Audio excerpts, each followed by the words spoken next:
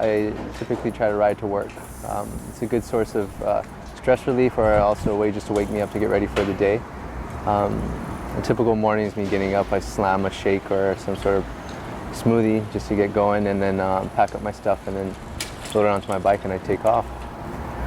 Where I live, it's more towards the Waikiki area, where a lot of the tourists and I guess people from the mainland, mainland USA, think of when they think of Hawaii. It's big hotels and big business area.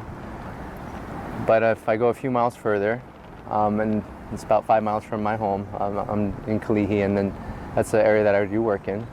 And in this area, it is primarily of immigrant families. The largest population in our school is from the Philippines, and we have a good representation from Micronesia and then Samoa and Tonga and other Pacific Isles. We do have actual homeless type camps in the Kalihi area that there's a lot of news coverage on at the moment, as far as moving these homeless families around, and it's just shifting the problem from neighborhood to neighborhood. So with these challenges that we face, we created the Kalihi Interagency Community, and that was an organization or a monthly meeting that came upon us, or came up in 2011, I think it was. Originally working with the YMCA, Susanna Wesley Community Center, Parents and Children Together at Kuiho Park Terrace, and also Palama Settlement, for major agencies that were supporting our school at the time. And it was, we would get together and just discuss, concerns, what's going on in our neighborhood, what kind of supports and programs do we have available. Because what we're seeing is that we had a lot of kids with needs, but not a lot of kids were following through with joining programs and consistently sticking it out.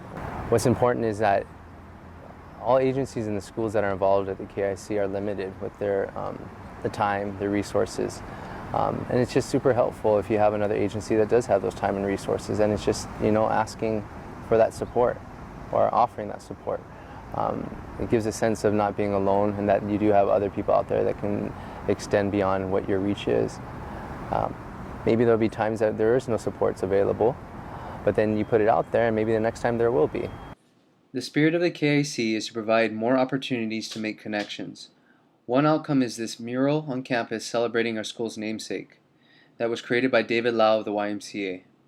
Another way we get students involved is connecting them to their surrounding community, like through intramural soccer. There's a lot to be learned through the soccer team, a lot of life skills and interpersonal skills that we do see develop, as well as their physical fitness and teaching a healthy lifestyle.